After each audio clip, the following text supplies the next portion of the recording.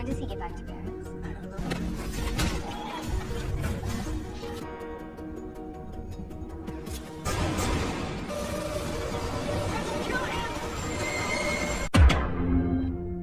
At the beginning of the film, we find ourselves at the CIA headquarters, where Vivi, a skilled agent, receives a mission to eliminate a dangerous individual known as the Wolf. He is reportedly preparing to deliver deadly weapons to a client in Belgrade. A team, led by Ethan, has already been dispatched to disrupt the Wolf's plans by targeting his device and his assistant, Albino. Vivi's specific task is to locate and eliminate the Wolf himself. As the operation day arrives, Ethan swiftly eliminates the client and reports back to his team. Discreetly, he swaps suitcases with Albino, who has just arrived, and hands over the device to his colleagues. With the primary part of his mission complete, Ethan steps outside to make a call from a payphone, intending to wish his daughter a happy birthday. Meanwhile, inside the hotel, Albino identifies one of the CIA agents and kills her. He promptly informs the Wolf of the compromised situation. Ethan is singing to his daughter over the phone.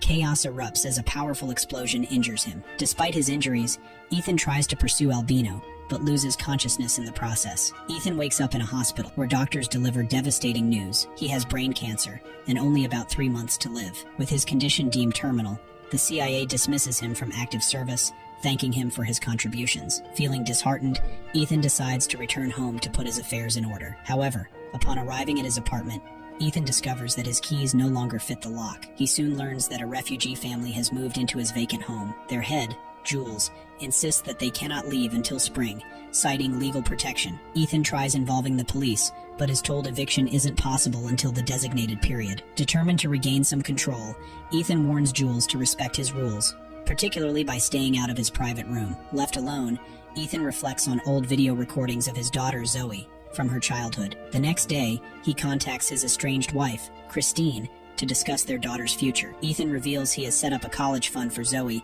and informs Christine about his illness. He requests that she not disclose the truth to their daughter. Touched by his gesture, Christine invites Ethan over, setting the condition that he must officially quit his job to spend more time with Zoe. Ethan agrees, acknowledging it's a decision he should have made long ago. When Ethan meets Zoe after her school day, she is cold and reluctant to rebuild their relationship. She even refuses a gift from him, a purple bicycle. Undeterred, Ethan attempts to reconnect, taking the bike himself to the market to shop for dinner ingredients. It is there that Vivi approaches him. She introduces herself as a CIA operative and explains her interest in capturing the Wolf. Vivi believes Ethan might be able to identify the Wolf from their previous encounter at the hotel. To persuade him, Vivi offers an experimental drug that could extend his life, granting him more time with Christine and Zoe. Ethan agrees to help. Vivi takes him to a hotel where she believes one of the Wolf's associates is staying. Ethan skillfully bypasses security and subdues the target. However, Vivi uses harsh interrogation methods, but the associate provides no useful information. Frustrated, Ethan negotiates for $50,000 in addition to the medication. Vivi administers the first dose and agrees to his terms. Kill him. Hold on. You're not my type. Meanwhile, Albino is seen handing a mysterious envelope to a suspicious individual in a remote area. Back at Ethan's home, Vivi offers cooking tips while Ethan prepares dinner for Zoe. However, the evening is disrupted when Zoe screams in frustration over her hair, prompting Ethan to rush in with a weapon, only to find a minor domestic issue. Later, Ethan tries to explain his delayed arrival to Christine, claiming he was consulting a doctor about the experimental treatment. That night, Ethan and Christine share a moment of closeness, but Ethan suddenly feels unwell. When he calls Vivi, she attributes it to a side effect of the drug and advises him to drink alcohol to stabilize himself. Ethan follows her advice and recovers quickly. The next day, Zoe reveals she wants to change her appearance to impress a boy at school. Soon after, Vivi interrupts Ethan to discuss the mission. Frustrated by the drug's side effects, Ethan demands answers. Vivi assures him the effects are manageable and hands him a substantial check as payment for his cooperation. She tasks him with locating an Italian accountant who works for Albino.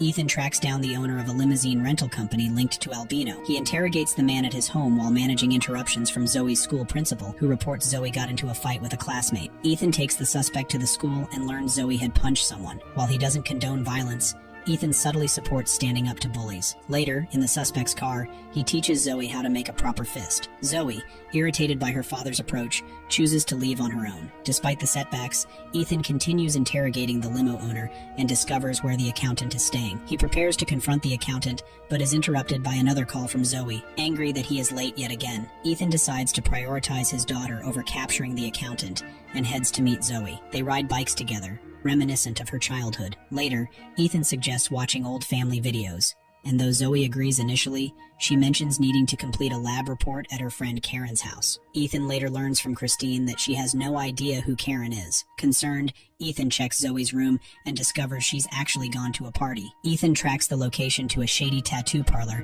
and spots Zoe's backpack in a parked car outside. Inside, he finds a flyer with the word "Spider," leading him to suspect another party. Ethan seeks help from Matan's daughters and learns where the event is being held. He arrives, but the stress from the situation causes his heart rate to spike, leading to hallucinations. Following Vivi's earlier advice, he drinks to calm himself. Eventually, Ethan locates Zoe in a bathroom where older men are bothering her. He swiftly deals with them and takes her home. During the drive, the two argue. When Ethan insists she rides her bike home, Zoe reveals she doesn't know how to ride one. Shocked, Ethan realizes his absence during her childhood left a void. Determined to make amends, he finds an open space and teaches her to ride. During this bonding moment, Ethan assures Zoe he doesn't have another family and only left because of his demanding job. Later, Ethan allows Zoe to spend time with her boyfriend while he returns to Matan for more information on the accountant's whereabouts. Matan agrees to help, but only if Ethan releases him by 5 p.m. so he can pick up his daughters from school. Ethan eventually locates the accountant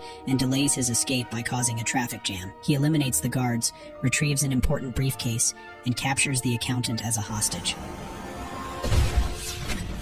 Amidst all this, Zoe calls Ethan to ask how to make pasta sauce for her boyfriend. Ethan humorously enlists the Italian accountant for cooking advice before leaving further instructions with Jules to release the accountant later. In the evening, Ethan hands the briefcase to Vivi, who injects him with another dose of the experimental medication. She assures Ethan that the wolf, stressed by his financial troubles, will surface soon. Vivi even gives Ethan a new suit, emphasizing that her team must maintain a professional appearance. Returning to his apartment, Ethan finds that Jules's daughter is giving birth. This moment reminds him of when Zoe was born, a time he missed due to work. Touched by Ethan's kindness, Jules's daughter expresses her gratitude by naming the baby after him. Back home, Ethan reconnects with Zoe, who shares her fear of embarrassing herself at prom due to her poor dancing skills. Wanting to support her, Ethan offers to teach her to dance. Later, Christine comes home, and the family enjoys dinner together. Ethan feels a rare sense of happiness, and even spends the night with Christine, waking up to Zoe bringing them breakfast in bed. Ethan soon receives a tip that Albino has checked into a nearby hotel. He tracks him down and engages in a high-stakes pursuit. At one point, Ethan saves Matan, who is driving, ensuring he can return to his daughters safely. However, Ethan's health deteriorates during the chase, leaving him vulnerable. Albino and the wolf corner him, and Albino drags Ethan toward a train platform, intending to finish him off. In a desperate moment, Ethan regains his strength and pushes Albino onto the tracks, where an oncoming train ends the confrontation. Using his remaining energy, Ethan notifies Vivi of his success. However, Vivi is frustrated that Ethan lost track of the wolf, emphasizing that he was their primary target. Later, Ethan fulfills his promise to attend prom with Christine and Zoe. During the event, he spots the wolf, but pretends not to recognize him. Christine realizes Ethan has resumed his dangerous work and confronts him for lying. Ethan decides to spare the wolf for his family's sake, but Vivi takes matters into her own hands and eliminates him. Finally, Ethan takes Zoe to a special place from her childhood, where they share a peaceful moment. The family celebrates Christmas together under the tree, and Ethan discovers a gift from Vivi, a vial of the experimental drug. The movie ends with Ethan cherishing his time with Christine and Zoe, grateful for the moments they've reclaimed as a family. Thank you for watching until the end.